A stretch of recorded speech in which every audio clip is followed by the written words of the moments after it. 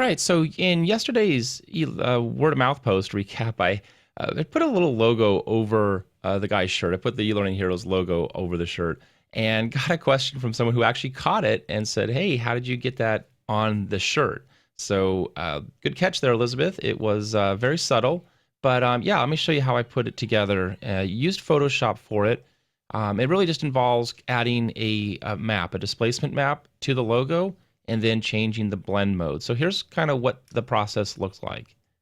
So starting off just with the source image again, on my layer, I actually brought in the vector version of the logo.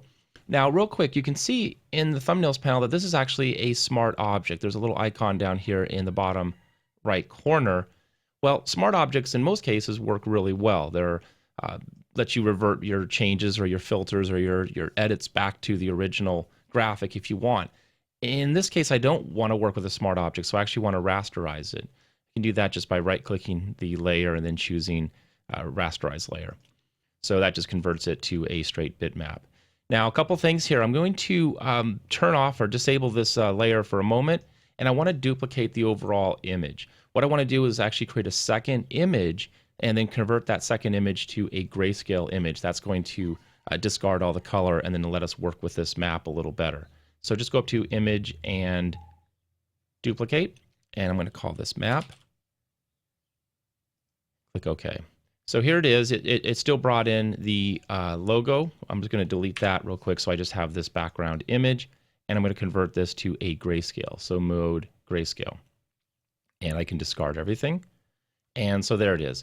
So this is pretty much it. One thing you could do if you really wanted to, if you're working with a lot of detail and you really wanted to go for that realistic look, not so important in this example, but if you really wanted to do it, what I would also do is just kind of blur this image, just a subtle blur.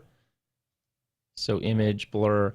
The reason is that we don't want every piece of detail here in this shirt, because what happens is that when we put that logo over the shirt, we end up getting just it looks unrealistic with all of the wrinkles and the folds of the logo. So what we want to do is by kind of smooth out most of the wrinkles, and so just have these really big ones.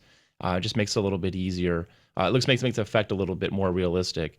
Somewhere around here is probably fine. I don't need a lot of it, but again, it just smooths out some of the smaller, more subtle wrinkles. So click OK, and I'll go ahead and save this now.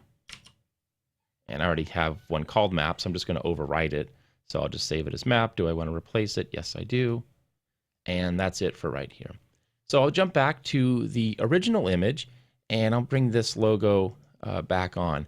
So at this point, I'm going to resize this and position it just using some basic transformation techniques to place it over the shirt. So I can press Control T here and just scale the image down, holding the Shift key to constrain my scale.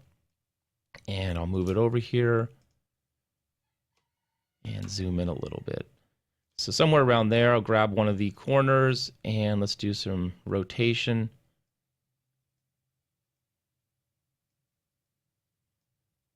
Maybe like that, right? I think the other one might have been a little bit smaller, but somewhere right there. Press Enter, and it kind of gets it in place. Good enough for what we're doing. It probably could be rotated just a little bit more, but we'll leave it like that. So now I'm going to go ahead and add that displacement map. I'm going to add it to this logo graphic. So we do that by going to Filter,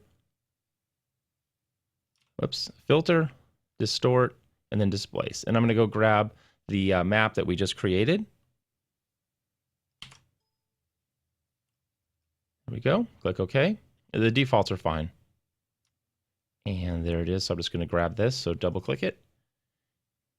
And you see, let me zoom in just a little bit more. It grabbed the wrinkles and it sort of distorts it.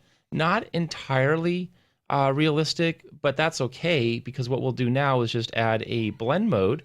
So let's choose multiply, and there's our effect. Depending on what you're going for and the type of colors you're working with, you may want to reduce the opacity a little bit, just bring it down. But essentially, that's how you can add a logo to a piece of clothing, a shirt in this example, and how we also put the logo together yesterday for our blog post. So I hope that helps.